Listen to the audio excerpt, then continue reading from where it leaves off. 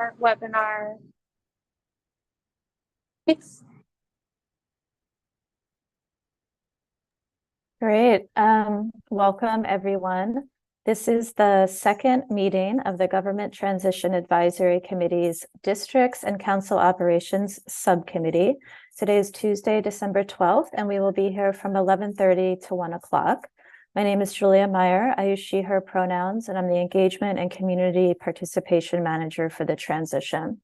Since we don't yet have subcommittee co-chairs, staff will help facilitate today's meeting. Next slide, please. I'm just going to take a moment to go over some meeting logistics before we get started. This meeting is being live streamed on YouTube. It's also being recorded for later viewing. A copy of the recording will be posted on the city's transition webpage under past meetings and events. For today's meeting, we have closed captioning available. To access closed captioning, click on the CC button on the bottom of your screen. For committee members, please take this moment to change your chat settings to everyone so that folks listening in can follow along. Please remember that the meeting chat is part of the public record. For community members listening in, we have the Zoom Q&A feature available. You can submit questions or comments through the Q&A feature. We may not be able to answer all the questions today, but they will become part of the public meeting record. At today's meeting, we are not taking verbal public comment, but folks can submit public comment at any time through our online comment form on the transition website or by emailing us at transition@portlandoregon.gov or by calling 311. And if you want to give verbal public comment, you can sign up to do so at the next regular meeting of the full committee, which is on January 10th. Next slide, please. Today's agenda, first we're going to do some committee business, followed by staff updates, and then we're going to spend the bulk of the meeting with subcommittee members sharing their research findings that they've done between meetings. And then before we adjourn today, we will spend some time agreeing to what our next steps are before our next meeting. Plug. The third meeting of this subcommittee is going to be the week of January 15th. You all have a doodle poll in your emails, so if you don't remember filling it out, if you could do so during this meeting or at the end so we can get that meeting scheduled. Thank you. So next slide. I think we are expecting full subcommittee attendance today. I do know Destiny needs to leave a bit early. And I also wanted to note that Leah has decided not to be a formal member of this subcommittee, so whose attendance doesn't relate to your quorum, but may come in and out of this subcommittee. So the first item of subcommittee business, we need to approve the November 13th meeting summary. Any discussion on that before I entertain a motion?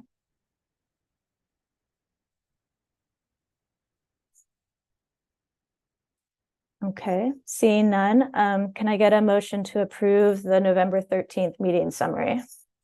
Move to approve. Can I get a second? I think that was a muted Juanita second. It's okay, I saw it happen. All those in favor? Raise your hand or give me a thumbs up. Any opposed? Okay, so the November 13th meeting summary is approved. Next slide, please. So the next item of subcommittee business is to approve your first rotation of co-chairs. As a reminder, based on the overview of this subcommittee that was approved at the last full committee meeting, the roles of the co-chairs are on this slide, but I'll just remind folks, they are to provide leadership for the subcommittee, facilitate meetings, lead discussions, keep the subcommittee on time and task, collaborate with staff on the setting of meeting agendas, and to encourage consensus decision-making on the subcommittee. Co-chairs will rotate. Jose and Juliet have volunteered to serve as the first subcommittee co-chairs. Any discussion on that before I entertain a motion to appoint them? Okay, seeing none, can I get a motion? I so move. Thank you, Anita. Can I get a second? I second. Thank you, Zach. All those in favor? If you can raise your hand, thumbs up, Zoom hand. Any opposed? Fantastic. I'm thrilled. Thank you. It's staff likes co-chairs to work with. So those folks will be facilitating meetings beginning with our next meeting. So thank you for stepping up to serve. Deeply appreciate it. Next slide. So the final order of subcommittee business is to review our working agreements. The working agreements state as follows. 1, in discussions, challenge ideas rather than individuals, offer constructive suggestions.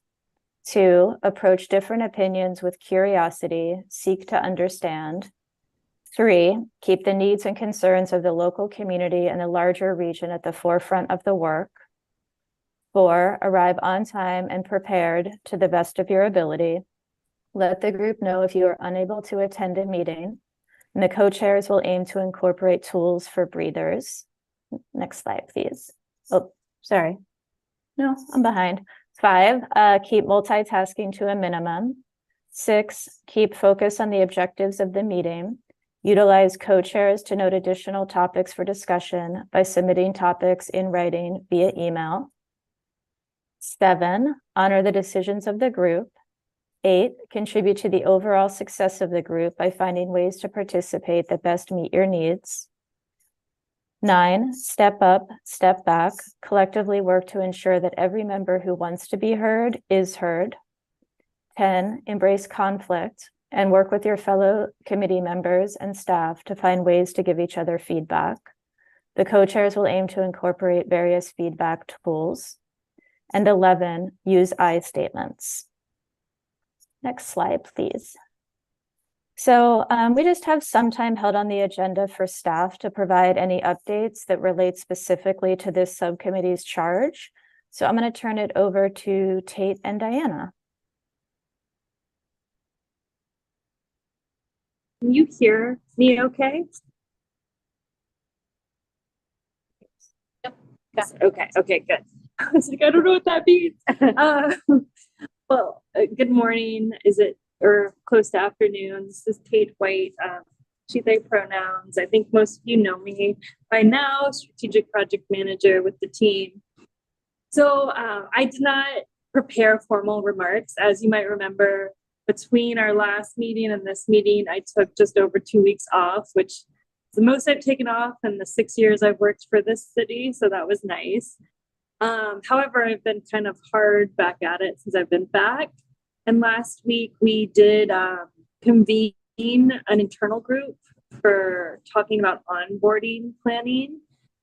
And for this group, I think it's helpful to know how onboarding's been done in the past. It's mostly been an in-house effort with a handful of really dedicated staff members, really trying to lead that effort, but it's been pretty siloed, as is common in our commission form of government.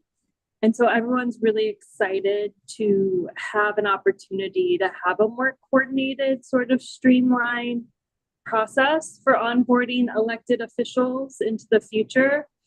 Our work, kind of our coordination role on the transition team, will be focused on onboarding for the new elected officials and other city leadership.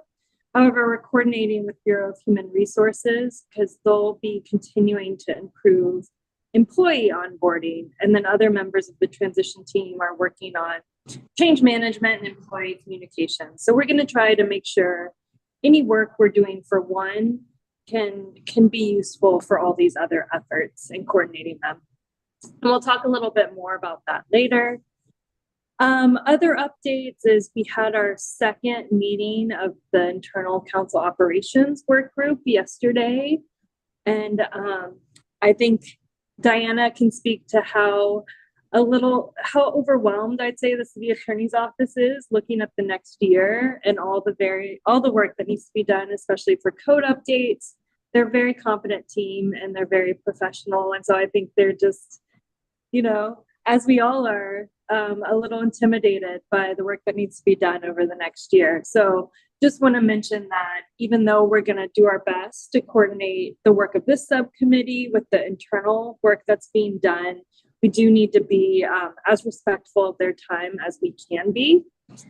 And so in our meeting yesterday, we talked about the importance of starting to define what the policy choices are for this phase 2 work of council operations, and really identifying where are the key choices that need to be made that also we think community would like to hear from. So hopefully we can do that together, and it's just something to keep in mind as we continue our work together. And so hopefully we'll have those a little more clear to talk more about at our next meeting. And then I thank everyone for all the amazing research that's been done and look forward to hearing more about it from you in person today. That's all I have. Diana, do you want to add anything? No, not at this time. That was great. Thanks.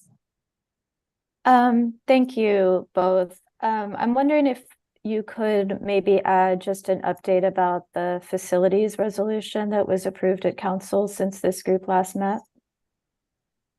No. I might not be prepared to speak to that. I'm sorry, Julia. I'm trying to remember. It's really hard to keep track of all the facilities work. Oh, I think I know what you mean. So council has agreed to move out of their offices. I believe it's in July, in order to allow facilities to move forward with the construction work to make room in those offices and support the 12-member council and various support staff, and then also to renovate the mayor's office to support the mayor and the city administrator. Is that correct, Julia? I'm sorry, my mind's all over the place. Yep, no, that's it.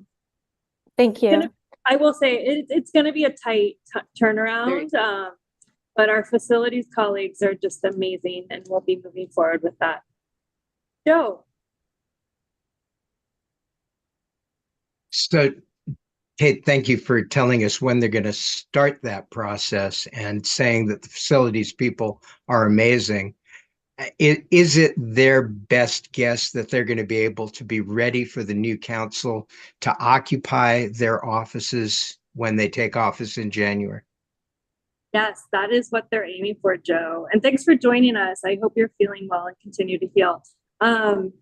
Yes, they are planning for them to be able to start their work January 2025 in those offices. They have identified that we need to keep in mind that they probably won't be ready before then. So we're thinking about onboarding and if the electeds are going to have a presence before they officially take office, we need to just keep it in mind that we need to be strategic about facilities. And we've already went ahead and pre-booked some rooms in the Portland building if we need them.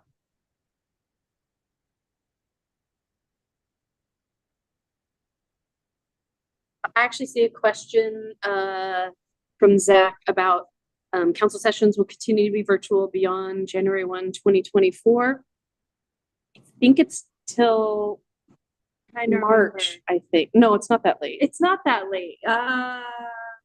You know what, Zach? We'll figure out the exact date and get back to this group on that. But I do think it will go beyond the 1st, but not too much farther. Yeah. I think it's the middle of January.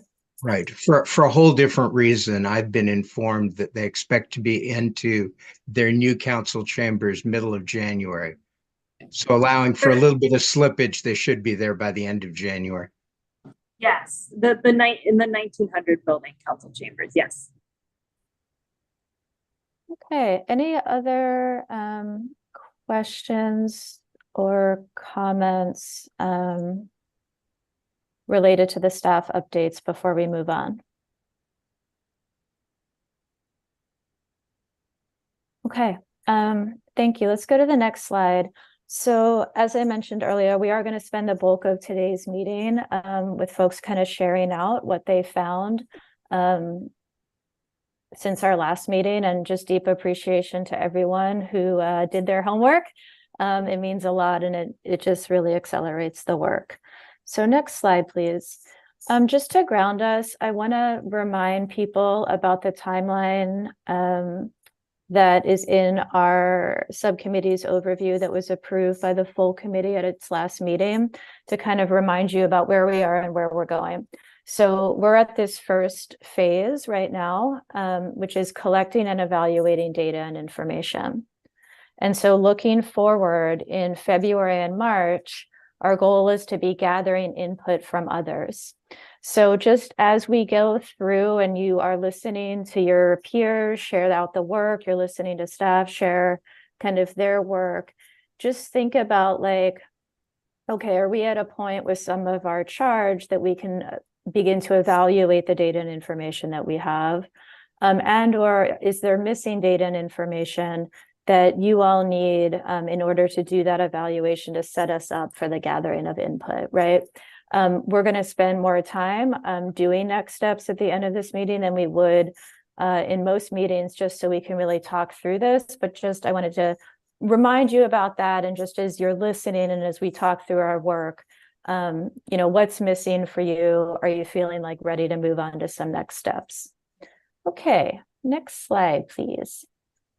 So this is a slide that shows the subcommittee's charge along with kind of related research that folks volunteered for.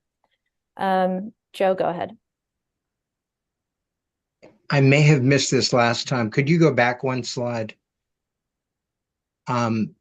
We are making recommendations, and I just want to be clear so there's no misunderstanding by anyone. Who are we making those recommendations to? Who makes the final decision? When will that decision be made? Juliet, is your hand in response to Joe? No, it's Oh, for okay. after Joe.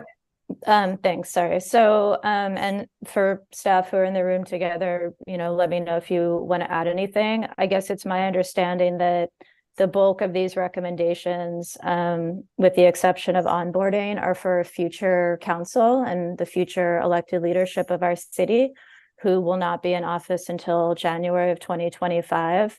So they are the ultimate decision makers of what future council operations and districts and offices look like. Yeah, I would just add, I think that's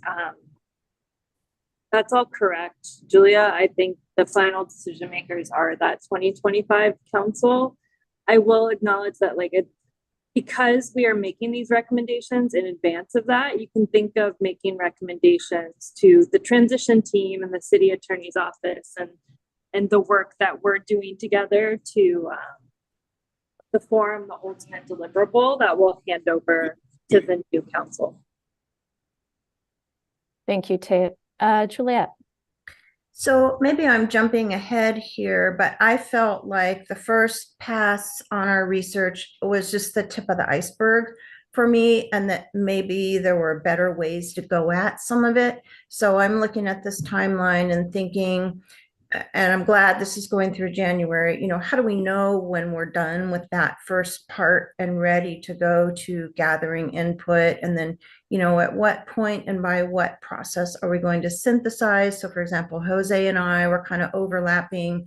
When are we going to pull that together? And I feel like there's a lot more that I could do, but I want to make sure that I'm complementing everyone else's efforts and that I'm going about it the best way. So I hope that question is clear. You are ahead, Juliet. That's exactly what we're going to be talking about when we get to next steps. That's a time for us all to agree today. Like, what do we think the next work is in a 4 weeks until this subcommittee meets again? That's exactly the discussion we'll have. I just wanted to kind of put up the initial timeline and scope that the full committee approved as a reminder. Thank you. Yeah, Terry. The worry I have is that budget decisions are going to be made that will constrain all of our recommendations, and those decisions are coming in May Yeah. or sooner or whenever they come. So I think the added complication might be that we might have some recommendations that come earlier, and some recommendations that may not be as specific, but maybe more timely. So I'm throwing that out there because I think we're going to have some soon, sooner rather than later. Yeah, that's a great reminder. Thank you, Terry. Juanita. Yes, I'm going to address the piece on onboarding. When I hear that these are recommendations for the new council after they are elected and they are in office, I'm afraid that that won't work because a lot of the recommendations and onboarding need, well, not a lot, but a lot of the steps that need to be taken place. The framework needs to be in place before they are in office. Otherwise, I don't know. Maybe the city has a way to be able to develop all of these things ahead of time without, I don't know. I'm just very confused about, it doesn't make sense. How can we be recommending things to take place after they are elected? Yeah, that's all. Yeah. Sorry, Juanita, I meant to say, if I didn't, the exception to what I was saying about who the deciders are is onboarding, obviously, because you are 100% correct. And if you note on this slide in the third bullet, we call out that actually the timing of developing the onboarding recommendations is more accelerated than the timing for recommendations for future council operations. So we need to have those earlier for exactly the reason that you just stated. So yes, absolutely. Thank you. Thank you for the clarification. Of course. Anything else on the timeline and scope? Again, we can move faster with certain things, but this is sort of the flow of the work. Amy.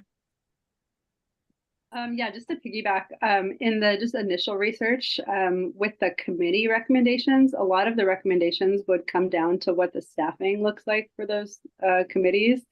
So maybe if we just have like more clarity around like at what juncture that budget stuff is going to be figured out, because we're gathering a lot of information that's going to be really useful. But it all comes down to what the actual budget constraints are. It has some like, we can make a pie in the sky thing, but it needs to be rooted in reality.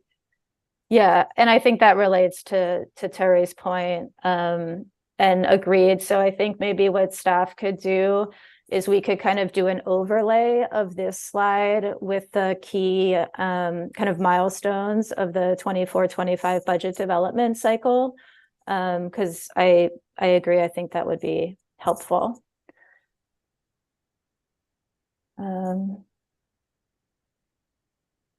Yeah, timeline. Sorry, I'm on a different computer, and so just making sure I'm following the chat. If I miss something, someone please let me know. But yes, we will do that. Yeah, Julia, sorry. This is Kate. No, sorry. I mean, I have more to add to Amy's point. Should I save that for later and next steps? Yeah, or when we, yes. Yeah, okay. Okay, next slide, please. Okay, so this is back. So this is the scope of work that you all approved and the full committee approved, with kind of who volunteered or what parts are relevant. That's the information in parentheses. And so we're going to share research in alignment with the subcommittee's charge. So, research related to 1A, 1B, 1C versus let's hear everything Amy knows and Juliet, right? So we can keep making sure that we're thinking about this information in relationship to the responsibilities of this subcommittee. And we're just going to go through them in the order that they're listed in your charge. So we're going to start with one, which is future council and district operations. And within that, we're going to start with 1A, which is council committee structure and procedures. And with this one, staff, actually, Tate has some information to share. And then I thought we'd hear from Lori, followed by folks who did kind of individual city research and folks who watched council committee sessions from other cities, and of course, anyone else who found anything of interest. And so with that, we're going to go to the next slide, and I'll turn it over to Tate first. Thank you, Julia. So this is not new information. This is basically laying out what has already been decided through the Code 3.02 revisions. That's the Code on Council Organization and Procedure. Basically setting up sort of the high-level framework for committees and this new kind of legislative focused role for council. And so I know for me and preparing for this work, I was like, okay, I want to outline, what are the decisions that have already been made, and like, it also kind of helped me try to think, how is this actually going to happen on the ground? And think about, what are we fitting our recommendations into? What are we following up on? And, identifying if there are any conflicts or anything we want to highlight for consideration. And so it's a reminder that Code 3.02 outlines that by resolution, council can form committees. You can also terminate committees by resolution. And then in the sub-bullets are the various things they can define for committees through those resolutions. And the quorum for committees is the majority of the committee members. And you can see that for sizes of committees, we're thinking 4 to 6 counselors, at least 1, but no more than 2 from each district. The council president recommends whether items are submitted to basically the agenda for the full council, or they go to a committee. They make a recommendation, but I'm pretty sure we can decide like other flexibilities for that. Yeah, and I won't go through all the rest of them, but it's just various things that we have established through Code 3.02 that I just thought could be really foundational and grounding for us in this work. I think I put together the slide for the first meeting, but we didn't have time to go over it. So thank you for letting me take this time now. Any questions on that before we keep moving?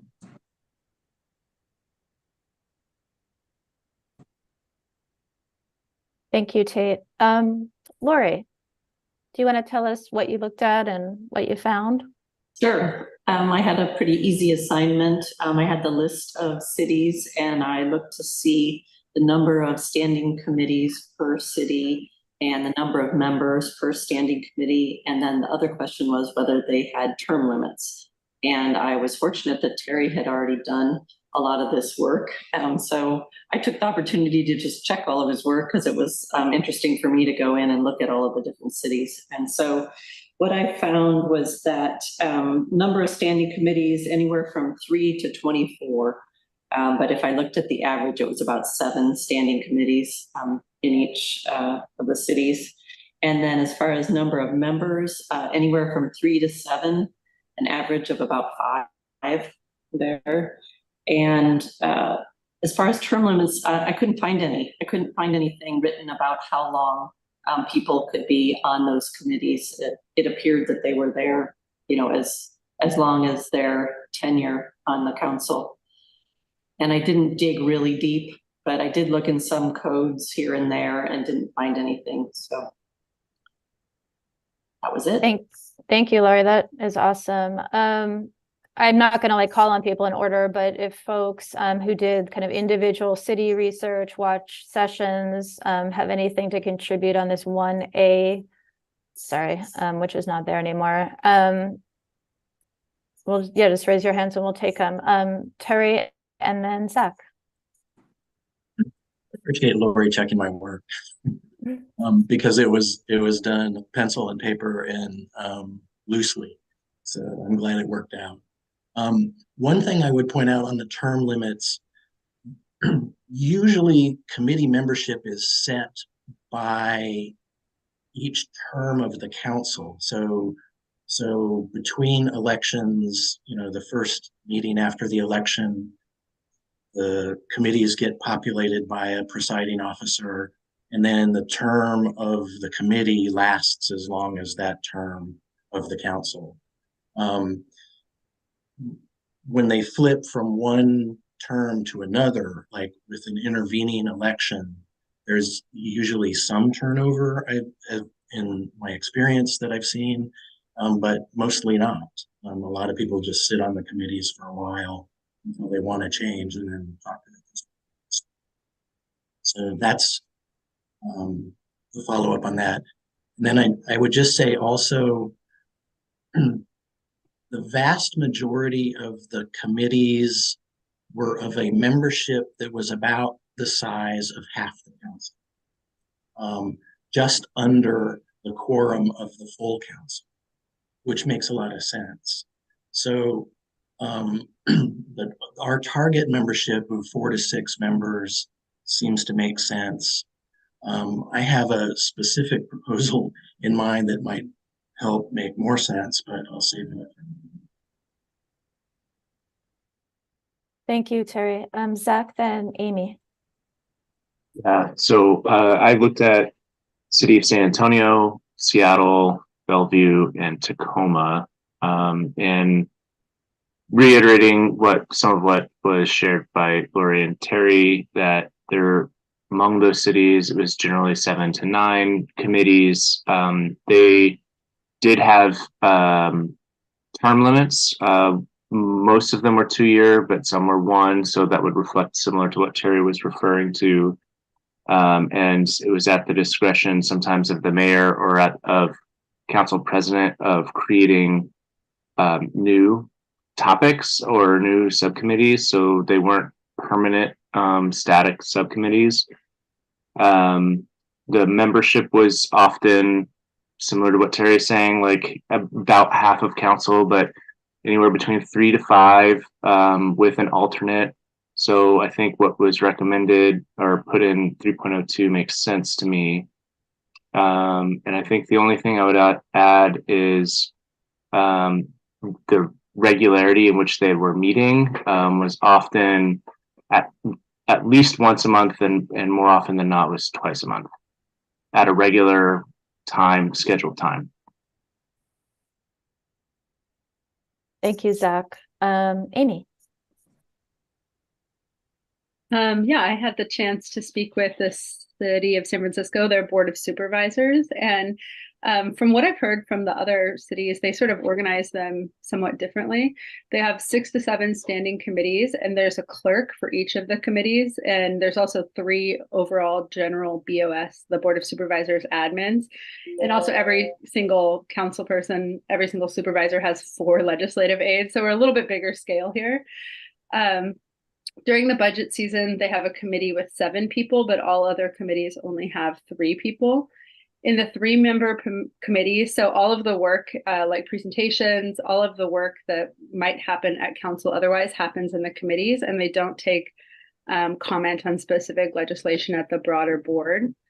The president of the Board of Supervisors makes the committee assignments, and the board elects the president.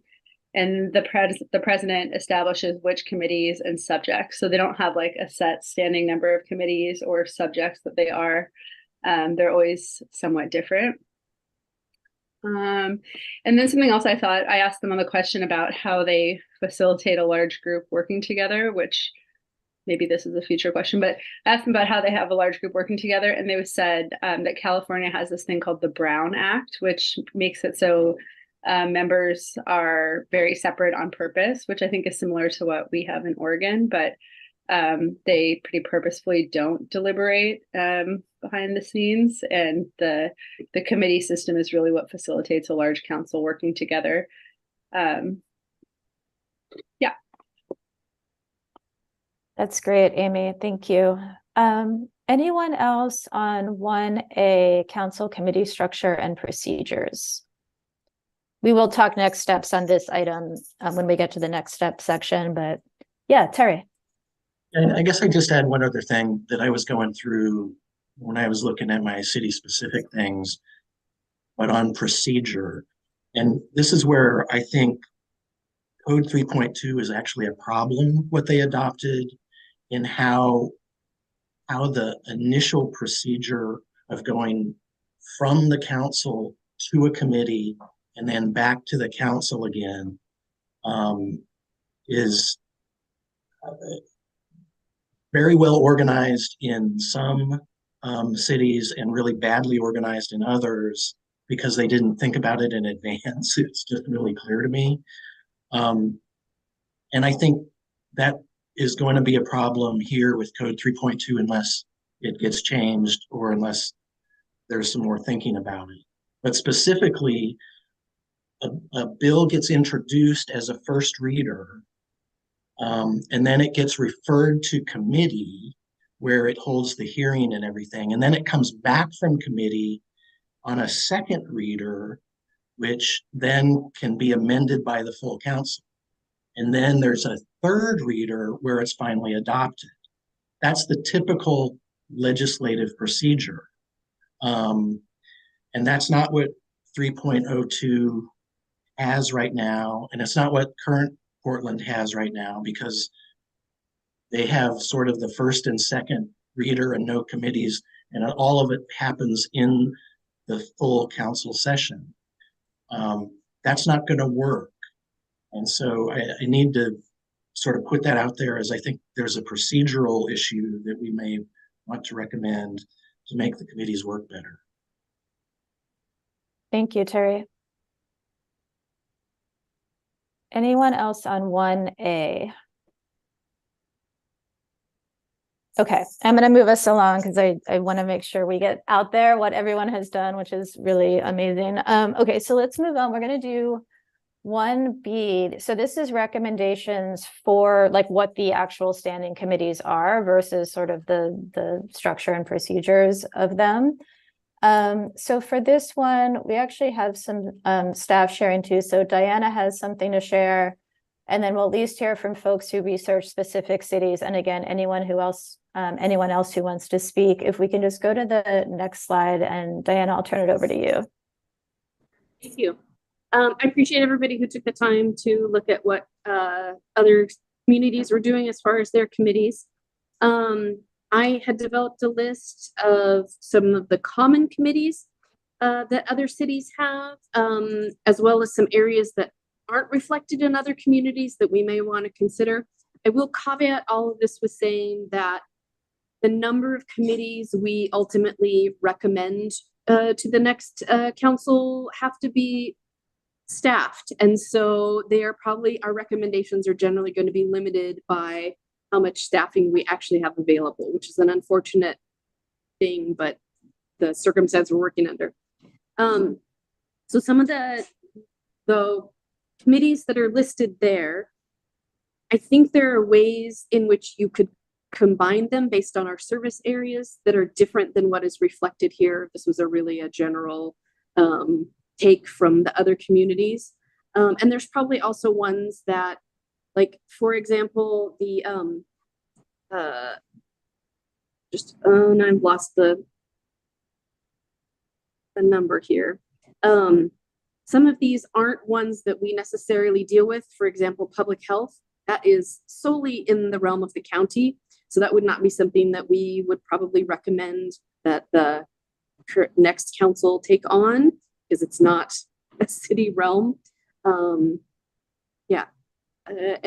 some of the other ones from the areas that are missing, for example, environmental justice, that's probably one we might want to actually consider giving some attention to if we have staffing availability for it.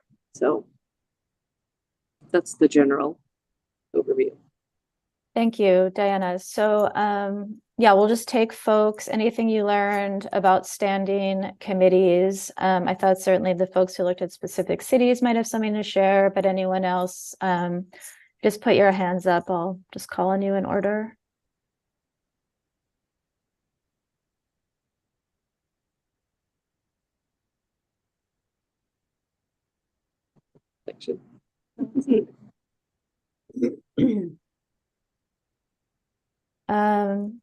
Zach, and then Terry.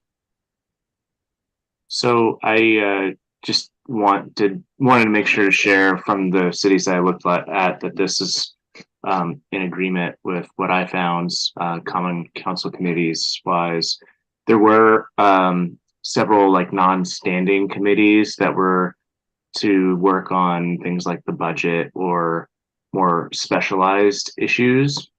So I just want to acknowledge that some of the cities have examples of essentially creating a work group committee, if you will.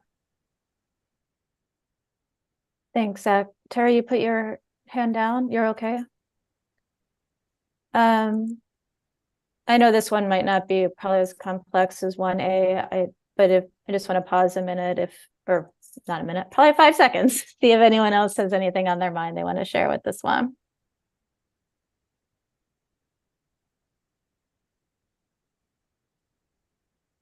Joe. I did want to ask whether Oregon has any statutory requirements that relate to city council committees. I know that other than Portland, I think other cities are required to have a budget committee that has certain requirements.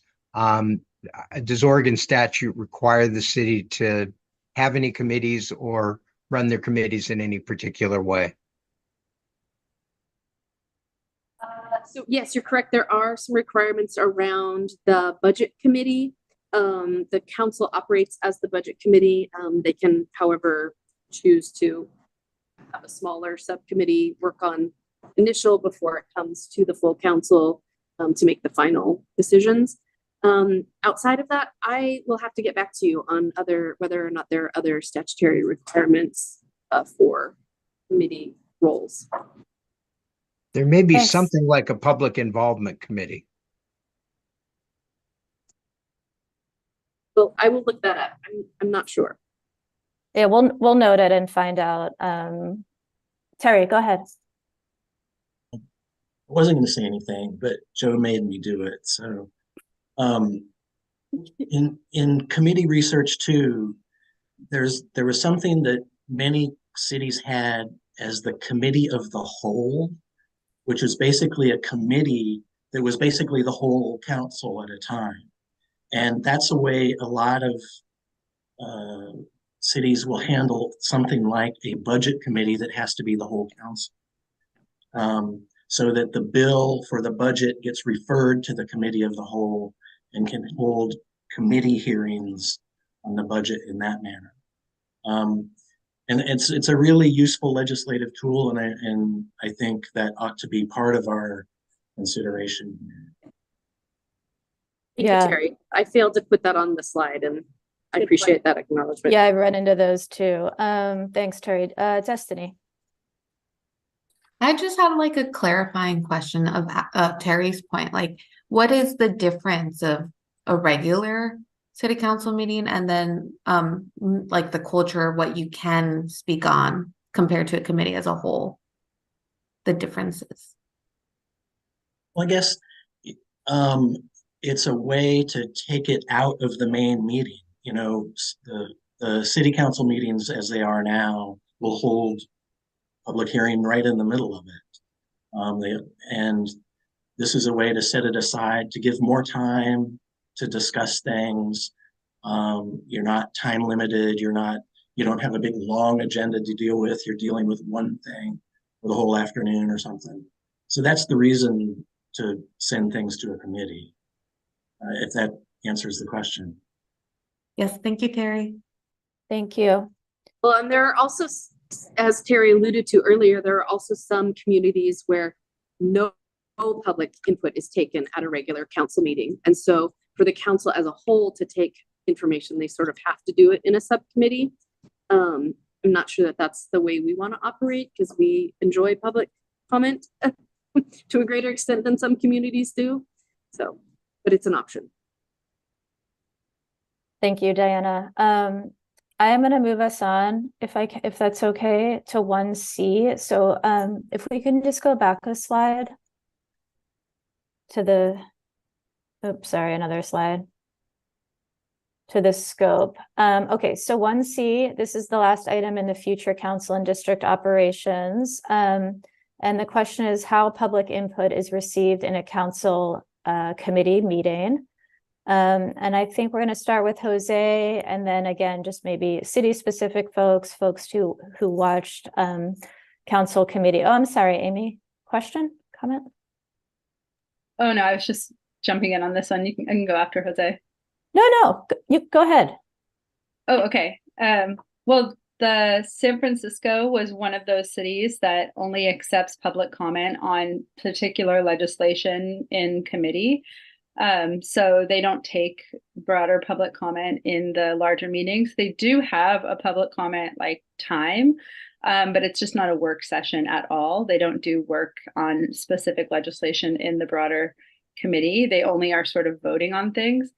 In watching other city councils, this was just my like inference, but Baltimore did the same thing. They did more like legislative style, where they weren't discussing specific legislation. It was mostly just reading, and then they were voting on things. Thank you, Amy. Jose? Yeah, hi. I hope everyone can hear me okay. I'm driving back from Idaho.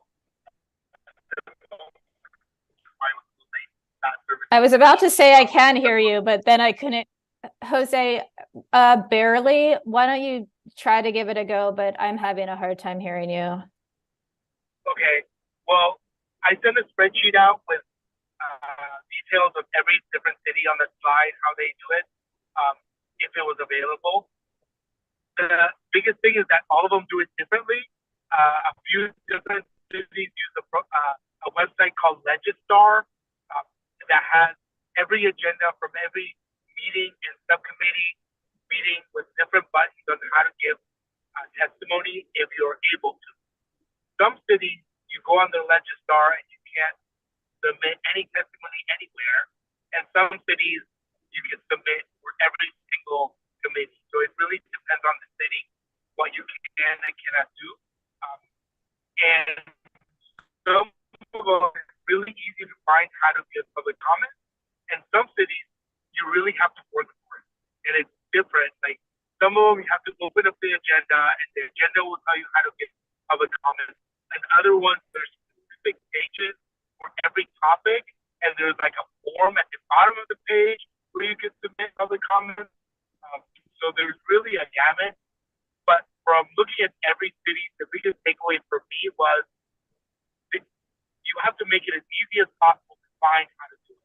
It doesn't matter how you do it, as long as someone can easily find what is the way to do it. Thank you, Jose. I think for me, at least, I heard that. I hope, okay, I see Terry nodding. That's interesting because that's maybe even a breakdown of our scope question, right? How is it received, but how do folks find what it is? Thank you so much, Jose, and thanks for joining in the car. Anyone else on 1C, how public input is received in a council committee meeting?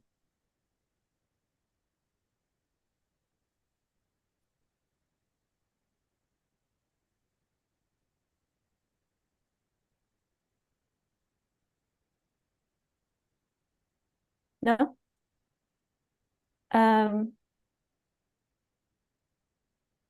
Yes, and the budget to support the tool to find it. Zach.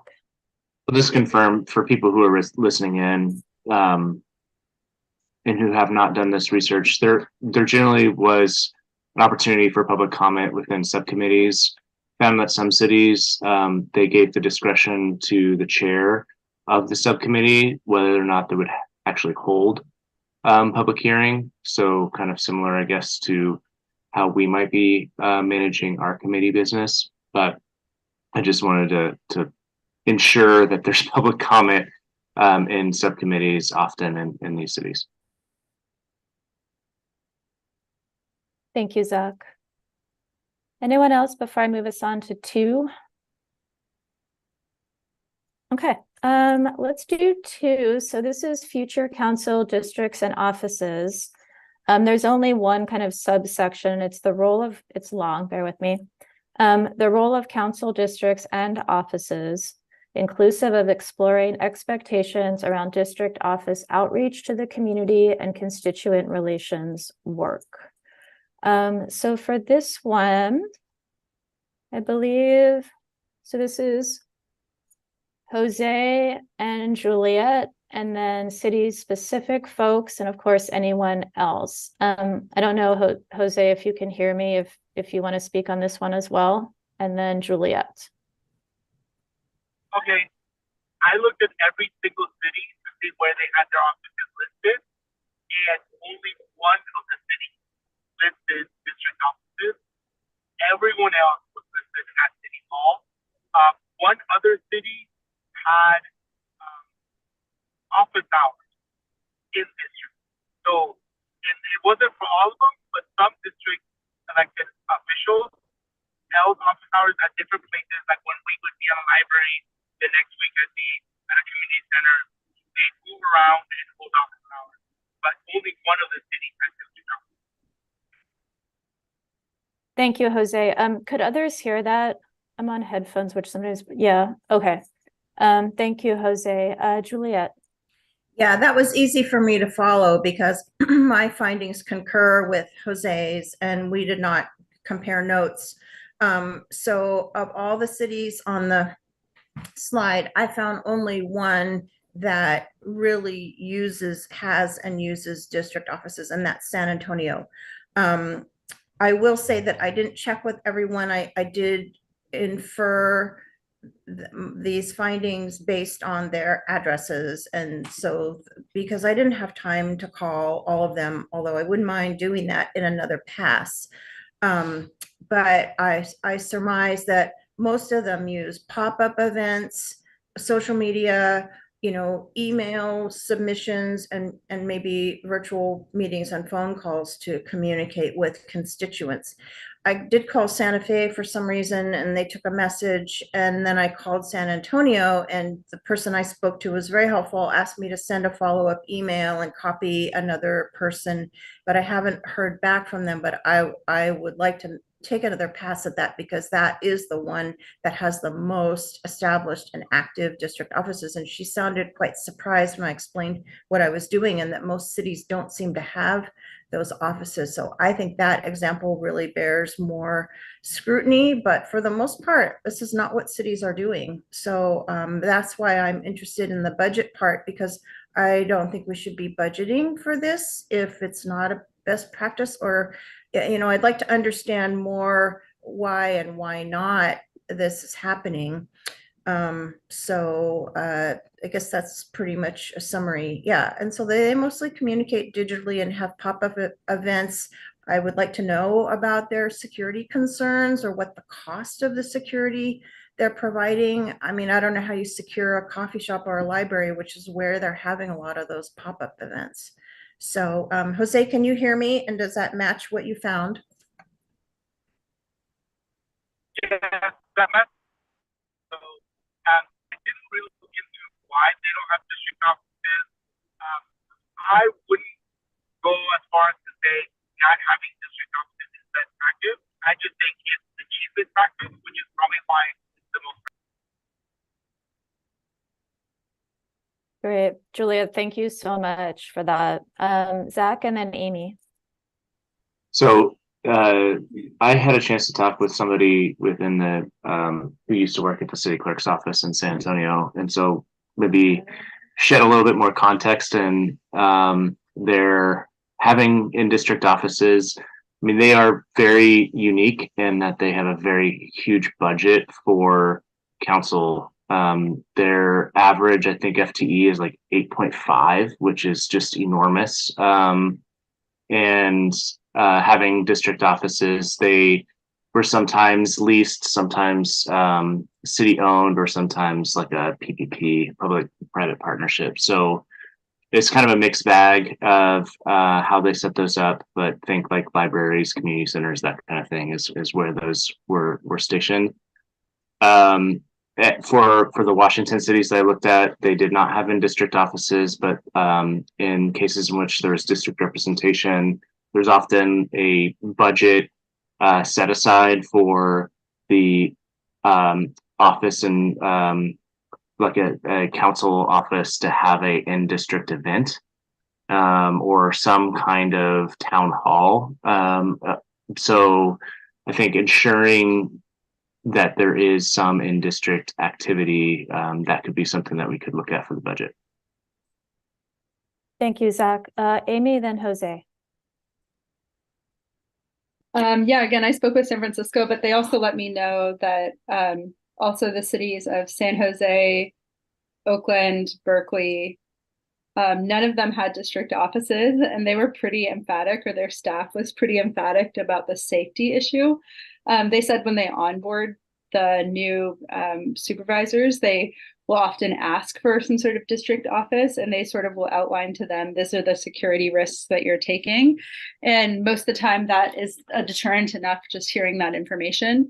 But they said they offer a service that if the supervisor is extremely enthusiastic about it, that they'll offer to look over MOUs or agreements with the local organization. So they don't explicitly block it, but they try to give as much information as possible. And they said almost nobody actually takes the initiative to do it because it's so complicated. And they also said they encourage people to meet at police stations, which I thought was like an interesting suggestion. And they said literally not a single one has taken up on that offer. Thank you, Amy. Jose. I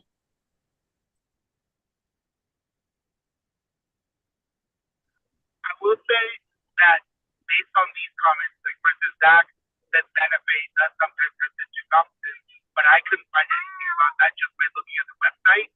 So some of these that are listed just in the city, all their offices might actually have some kind of district presence or office, but they're just not readily available, that information. Thank you. Anyone else on to before I move us on? Yeah, Terry, go ahead. I just wanted to follow up on Kate's thing in the chat there about budget for constituent work. Maybe get her to talk more about that, because I think that's a concern just generally. But there's also, you know, in the reorganization, the way they're setting up the Portland Solutions in the neighborhoods thing as a constituent service hub. There's a whole concept at play here that intersects. But I agree, but I don't understand what our input into the budget is just yet, or how that's going to happen. And if there's a way to get more budget attention to council operations and districts, I'm interested. I'm in. Count me in. We can talk more for next steps, Julia, if that works for you. Yeah, I actually had something I wanted to bring up there too, but yeah, I can hold it. Thank you, Terry. Sorry, am I missing? Let me just check the chat real quick. Okay. Yeah, Tate, I'll come back to you in next steps. So our final thing is 3, which only has kind of one sub bullet. So let's take that, and then we can spend the rest of our time kind of talking about where we go from here, if that's okay. So this is 3, onboarding of new council members. And the sub is including recommended schedule of additional topics for work, like council work sessions. We had a whole list of folks who signed up for onboarding. Though I know staff has something to share, so we will start with Tate, and then in some order, Amy, Joe, Jose, Juanita, and again, anyone else, and I think maybe particularly folks who looked at specific cities. And Tate, I think you have some slides with this that are probably now like a few slides ahead. Yeah. Thank you, June. Thank you, Julia. All right, so this is a slide about recent onboarding examples, which I referenced a little bit earlier about, having some really hardworking staff supporting this work, but it's generally been less electeds at one time. Like often it's maybe two, it's like 1 to 3 electeds that they're onboarding at once. And it's pretty, it's kind of hastily put together. Like I'm not aware of everything that's done, but we have key contacts like in the city attorney's office that have generally done it. I think the last couple, the Gonzalez onboarding was more coordinated perhaps than past ones. Our unified comms team really took a lead with that and created some great materials with the city briefing book. And you can see kind of the organization of that briefing book and the sub bullets on this slide. And I know I was working with the city asset managers group at the time and participated in an infrastructure tour that we did with Gonzalez, which I think was really helpful. And so there were kind of high level sort of policy focused things like that, but a little more connected to operations of the city based on our current form of government. So that's kind of where we're coming from. And I've already referenced that everyone's looking forward to having a more kind of coordinated onboarding process. It will be large for the first one with the 12-member council, but we're going to make note of everything we're doing so that we can continue those practices into the future. And can we go to the next slide? Is that on? So in thinking about onboarding of new council members, we really started in thinking of kind of like curriculum wish list of what we as a transition team and, you know, knowing our key contacts we have in facilities and business operations that normally do this work. We kind of were like, well, these are things we definitely want to include in onboarding somehow. And as we've met more contacts who like Bureau of Technology Services who are doing this work and others that are thinking about this work, we're starting to bundle them in themes and are probably going to have more specific topic-based meetings. The budget conversation is another thing driving this work. Generally, there's a policy set aside that pays for elected transition needs, and that's usually where the onboarding budget comes from as well. For the upcoming fiscal year, that might be a little more complicated because transition costs are going to be higher. And so we might need to look elsewhere for our onboarding budget. And that's something we'll talk more. Is it December 18th? In the December 18th meeting where we talk about general transition one-time costs. So sorry, I rambled on a bit. I hope that was helpful. Happy to answer any questions. No, that was good. Sorry, Julia, thank you. No. I wanted to add one more thing. We're also connecting with potential philanthropic funds or partnerships that could also help in this process. Okay, now I'm done. No, that was great. Thank you, Tate. So again, I know Amy, Joe, Jose, Juanita specifically signed up, but I'm sure others might have things to share. Amy, go ahead. Amy, you're on mute. God.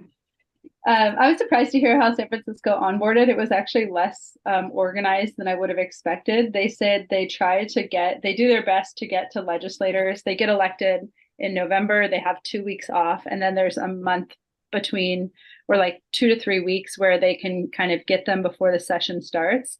And they said if they don't get them in those kind of 2 weeks when the session starts, that they pretty much lose them. They do their best to not fire hose them with information because they've found that to be pretty ineffective. But they found that if they sort of meter it out, and then they'll offer regular ongoing trainings if there's an office that's doing particularly like not following rules or not following a legislative process, they'll do specific trainings for that office. But it was a lot less structured than I would have expected. They just try to get them to come to briefings. And if they don't come to briefings, they don't, that's all they can do. Thanks, Amy.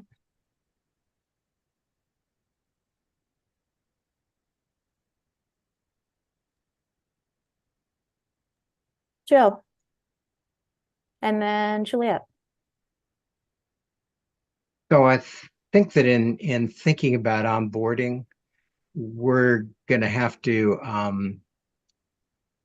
think about how to manage all of this because there's so much. There are so many different things.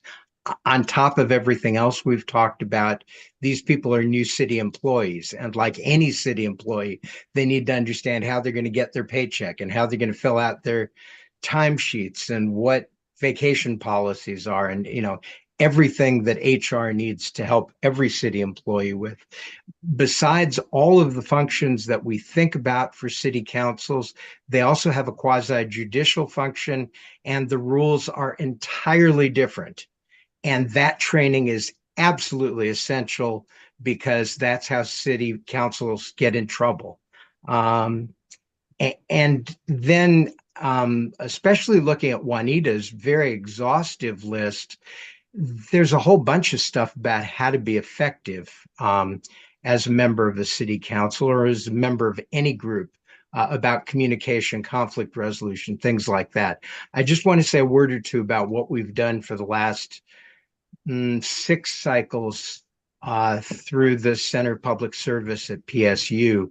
We've had this one-day boot camp that tries to distill an overview of some things that are sort of in between. They're not the legal requirements, but they're also not the informal, how to play well with others.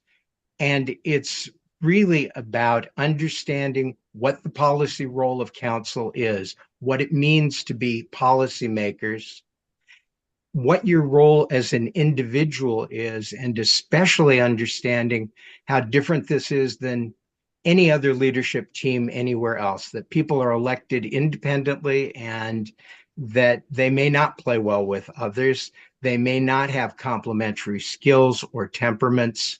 And also, really, really importantly, that as an individual counselor, you've got almost no authority. You can't tell anybody to do or not to do anything, that the council has authority only as a group.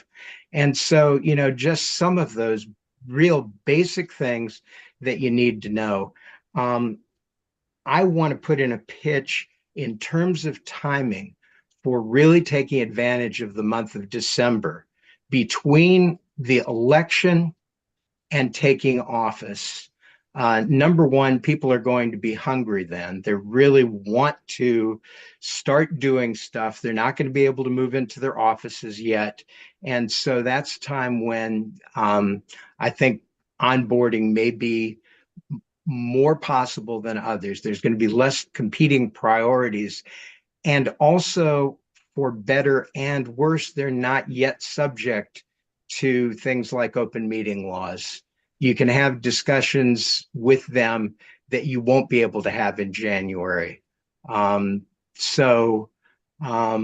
really want us to hit the ground running the day after the election. Thank you, Joe. Juliet and then Juanita.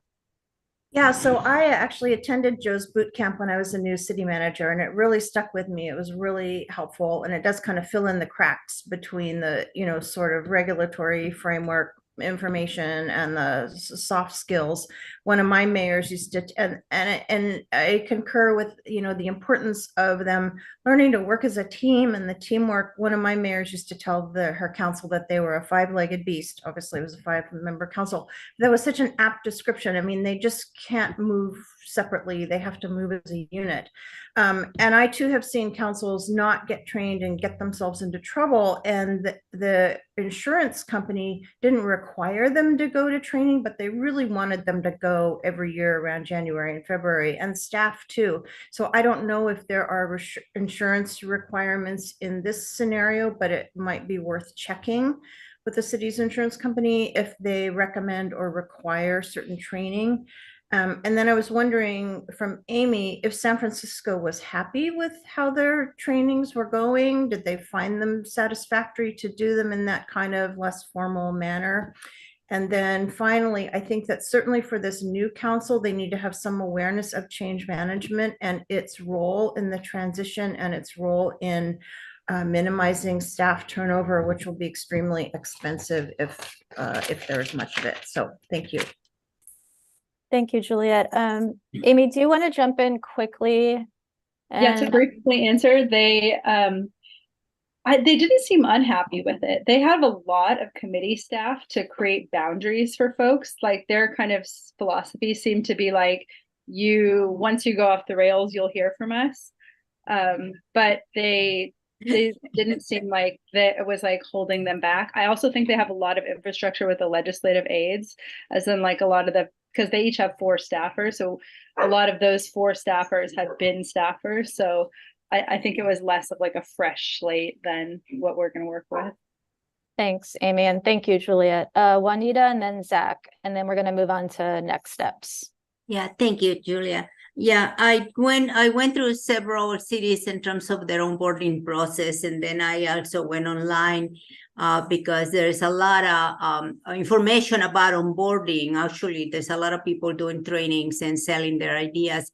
One of the cities that I saw, they actually had published their onboarding process. But I have to agree that this is a very, every city has to try to meet their needs and the time when they are electing their city councils. And so in Portland, we have definitely, I don't think that there is a checklist that we can use to make sure that we will be able to do a comprehensive and a very effective onboarding process. I kind of concentrated on answering the questions that were given to us in the last time that we met with the staff. And I feel, again, I agree that the time is essential. So developing the manual, that's one of my recommendations in the list that I provided to you all.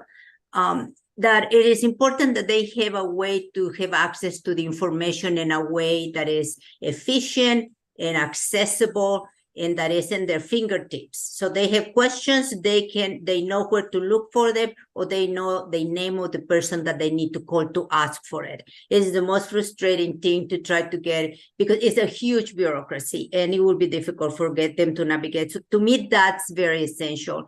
In terms of meeting with the staff, I feel that it's important that even if it's just a very general overview of their department, it's important for them to meet the staff and the heads of those departments and their staff, even if it's a short meeting. So we won't take a lot of time making very extensive presentations and debates or anything like that. Just tell us what you do, how you do it, so they have an idea of faces to put on their names, especially the key people.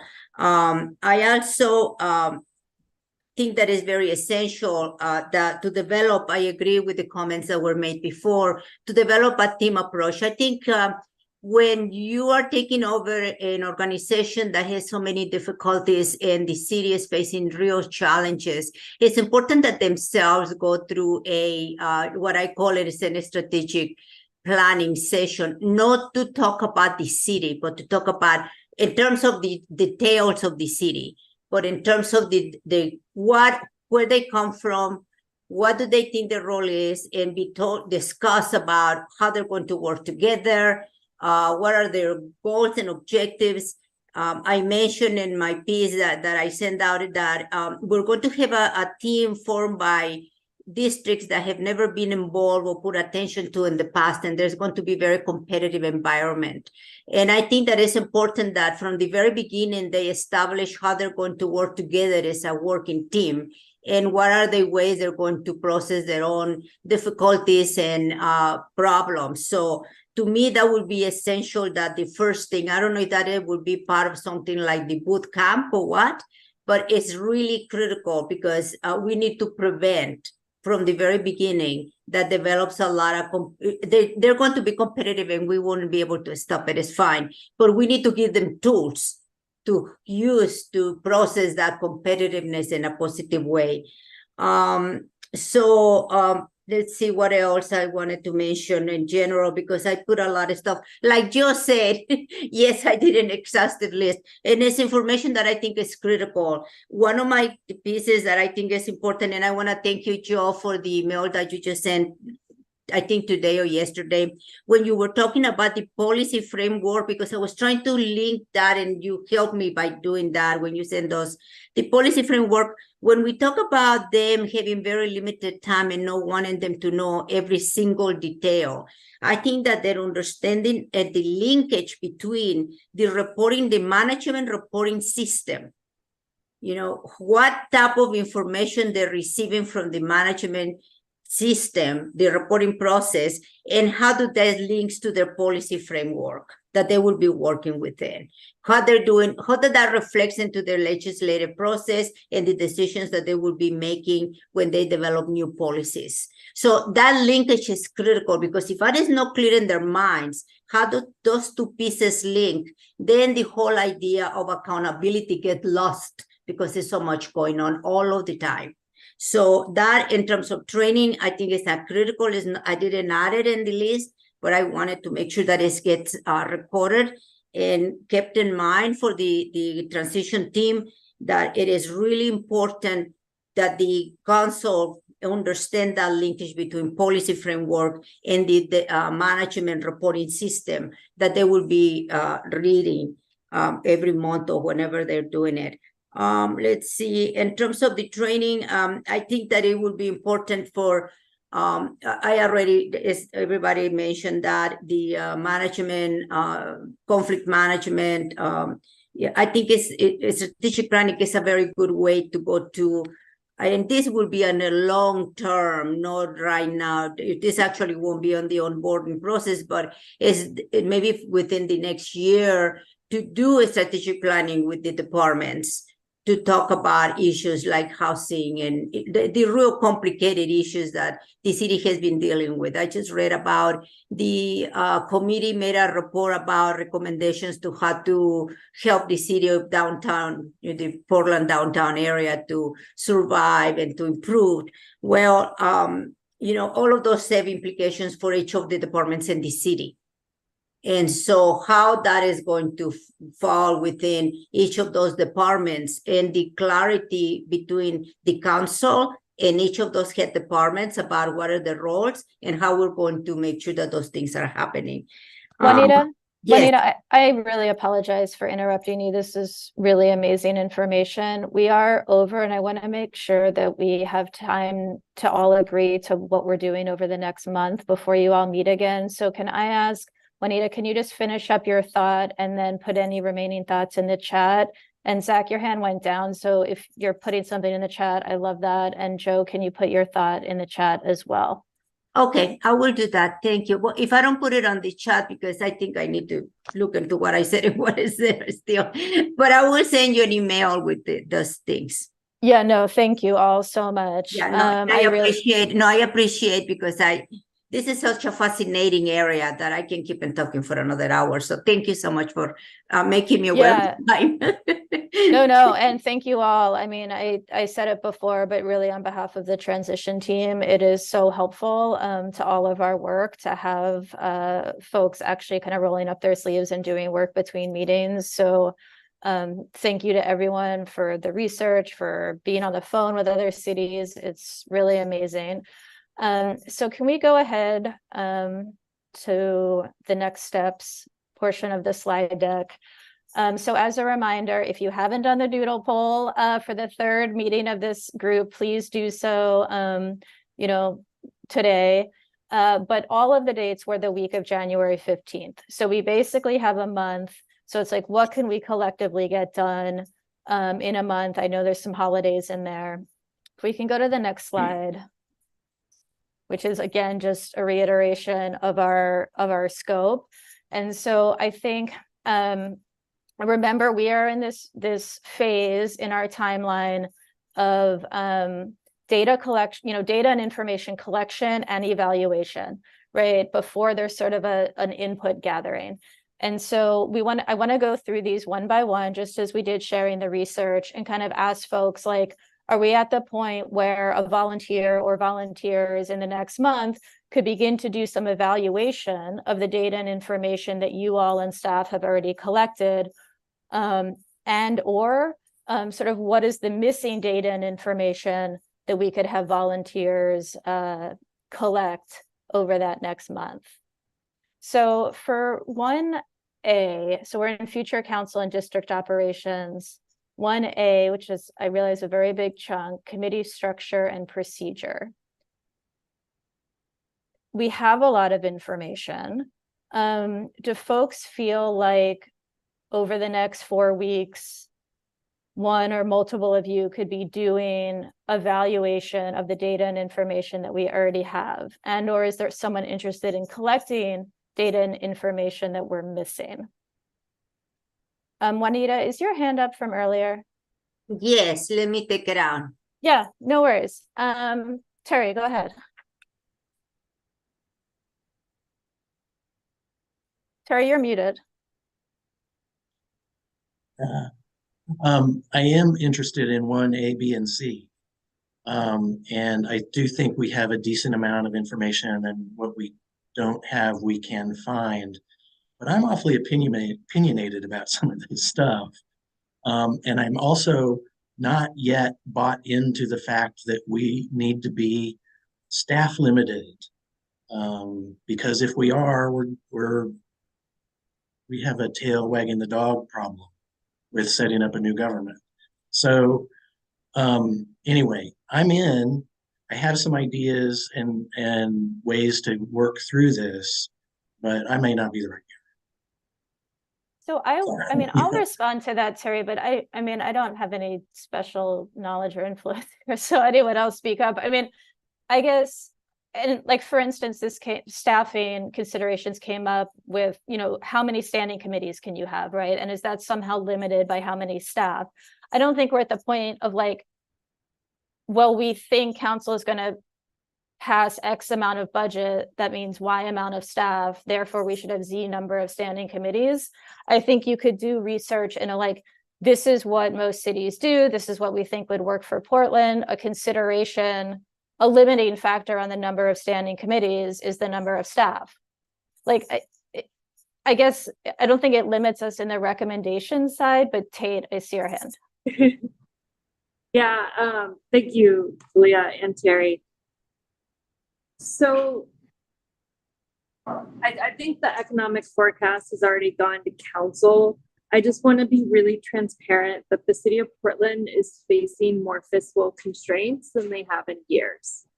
And so we are looking forward to a fiscal year that covers the first 6 months of this new form of government, this new council. And we are not going to have ideal staffing to support the new council. And so Diane and I have been really realistic with that. And I am proposing that we are pretty clear. Like again, we don't know all the details yet, but I think we do need to limit how many committees the new council can set up based on the amount of staffing, because that also then provides them incentives to find the funding for additional staffing so that we can properly support the policy work and community development that needs to happen. And I think because, you know, hopefully it's the first 6 months, everyone's going to be really ready to go and it's going to be very exciting. And hopefully we can do a lot in those 6 months with what staff we have. But I just want to caution everyone that because of the financial constraints right now, I don't want to get stuck with people thinking that the initial staffing and resources we have for this new form of government is sufficient, because quite frankly, it's not great. And we know we need more. And so I think it will help us all to be really clear about that. I hope that makes sense. I mean, yeah, I hear your point. I do want to say, so we have 5 minutes and we do need to agree what everyone is doing. So Amy and Lori, I see your hands. Is it helping us get to kind of what our assignments are in the next month? If their response or kind of to this and to Terry, could you put it in the chat? Amy, if yours is something different, please go ahead. It kind of seems like we need to make 2 plans. One is an initial plan and one is like this is how it should probably work given the size of our city and stuff. And that seems like 2 different streams of work. So that's all I want to say is just we need to kind of separate that out because we probably shouldn't set the council up to be totally screwed with no structure or knowledge. Yeah. Okay, so let's at least maybe see, I think I saw Juliet for 2. So maybe we can find out who's interested in what. It can or cannot be similar to what you took on last round. So there is no obligation there. And we may, as staff, kind of have to reach out by topic and come to agreement about next steps. So who's generally, Terry, obviously I got you on 1, A, B, and or C. Can you just put your hand up?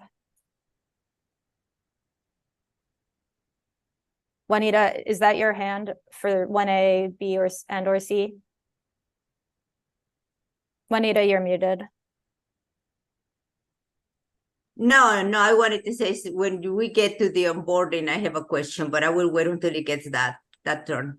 Great. Thank you. Sorry. I just want to make sure like we know who to follow up. So yeah, Zach, I got you. Anyone else? Lori? I'm sorry, I'm on a really small screen. So tell me if I'm Amy? Did I miss anyone? Terry, Zach, Lori, Amy. Okay, sorry, thank you. Let's do 2. Juliet. Jose, are you raising your hand for 2? This is future council districts and offices. Yes. Awesome, thank you. Juanita? Yes, I can follow on onboarding, but however, I need to understand what the staff needs. Right, that's what we'll have to do it post meeting through email. Okay. But if I just know who we're working with, that'll suffice for now. Then yeah, thank you. Then I'm in. I'm having a hard time totally following the chat, but so Juliet and Jose for number 2. Someone just pipe in if I'm. And Terry for number 2. Thank you, Terry. And 3, so onboarding, we have Juanita. Amy and Joe. Juanita And Joe. Good. Yep. Okay, amazing. So let's just go. I think there's a slide that just has upcoming meetings. So yeah, what is this? My third reminder, fill out your doodle poll if you haven't, so we know when this group is meeting. We will have a subcommittee report out at our next regular full committee meeting, which is January 10th. And as a reminder to folks listening in, this meeting, a recording of this meeting will be posted on the transition website under past meetings and events. And Zach, I got you, and we'll look through the chat just to make sure for folks who volunteered, I got you down. And certainly if you want to volunteer for something you didn't today, we welcome you, and just such thanks again and appreciation for all the work that you did between meetings. It's so incredibly helpful. So thank you. And I think with that, we are adjourned. Have a good day. Yeah. You Thank too. you. Thank you all. Bye-bye, everybody.